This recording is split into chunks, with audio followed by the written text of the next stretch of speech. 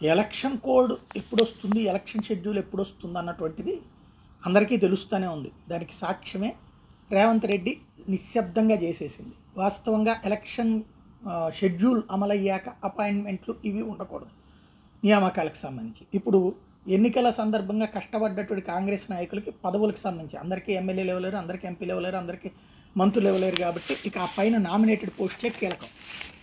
తాజాగా బయటకు వచ్చినటువంటి అంశం ఏంటంటే కార్పొరేషన్లకి చైర్మన్ల నియామకం జరిగిపోయింది. 14వ తారీఖు డేట్తో ఆర్డర్స్ నిన్న బయటకు వచ్చినాయి. 14వ తారీఖు అంటే 3 రోజుల తర్వాత బయటకు వచ్చినాయి.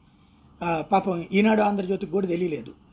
ఇక్కడ 37 మంది కాంగ్రెస్ నేతలకి పదవులు ఇచ్చారు. 14 కాంగ్రెస్ నేతలు ఎదురు చూస్తున్న నామినేటెడ్ పదవులకి ఈ భర్తీ చేసేశారు. మొత్తం 37 కార్పొరేషన్ చైర్మన్లు నియమిస్తూ ఈ నెల 14వ తేదీన ప్రభుత్వం ఉత్తర్వులు జారీ చేసింది.